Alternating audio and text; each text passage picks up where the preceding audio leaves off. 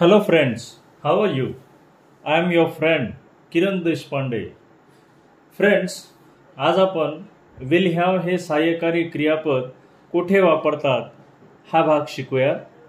बघा, helping verb किंवा त्यालाच आपण ऑक्झिलरी असं म्हणतो ते आहे विल हॅव.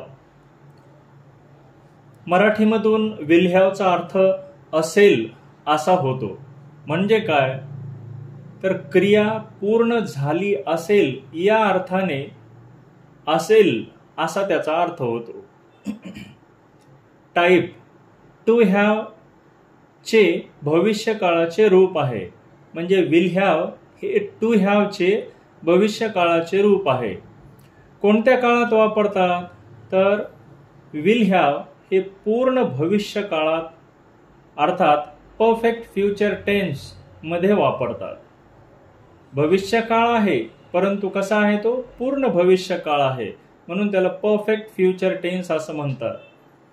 कोठे वापरतात, तर शक्यतो यू, ही, शी, इट, दे आणि सर्व एकवचनी आणि अनेक वचनी कर्त्यानंतर वापरतात. शक्यतो आय आणि वी सोडून. म्हणजे काय, तर आय आणि वी हे सोडून यू, ही, शी, इट, दे आणि सर्व एकवचनी आणि अनेक वचनी कर्त्यानंतर वापरतात. बघूया त्याची काही उदाहरणे. You will have written a letter. म्हणजे काय, याचा अर्थ जर आपण पाहिला तर तो असा होतो की तू पत्र लिहिले असेल. He will have gone to school. तो शाळेत गेला असेल. They will have planted the saplings. त्यांनी रोपटे लावले असतील.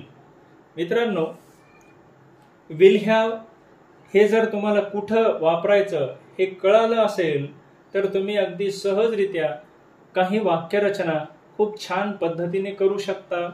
याचा तुम्हाला रायटिंग स्किल्समध्ये आणि अनेक ठिकाणी निश्चितचपणे उपयोग होईल.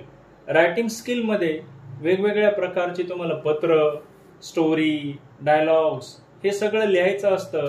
त्यावेळेस या गोष्टीचा, या विल हॅवचा निश्चितपणे उपयोग होतो. भेटूयात पुढे एका नवीन व्हिडिओमध्ये.